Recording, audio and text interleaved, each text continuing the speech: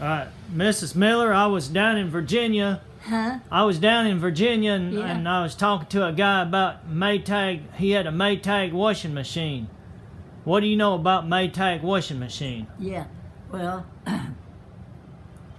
first Maytag I ever seen was back I was little. This old woman lived coast us. So she'd go and get the mules, put them in a sled. And her and her husband would load that washing machine on the sled, take it about a mile to a big pond. And they'd wash all day long. And they'll wash in the ranch.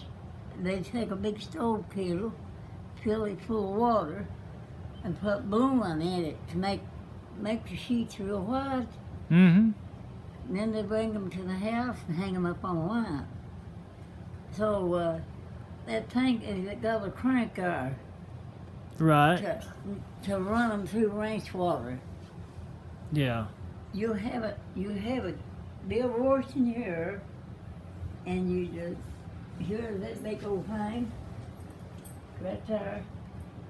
Got a crank, and the clothes you feed the clothes through the kind of thing, and it falls back down in a tub of water to boil your sheets and things. Okay. So they take them to the house, hang them up on line.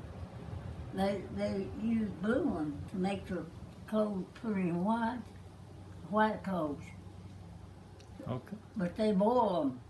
They put them in a big old kettle and boil them white with that bluing. Okay. And, then after they dry, we would take a stove orange, put a big old orange on the stove, get them hot, and start ironing their clothes. We had to have a few hangers, hang them up, but we didn't have too many, but we had to take care of our clothes. Well, that's So- good. I had to study more about it. That's good enough. Thank you. Thank you a lot.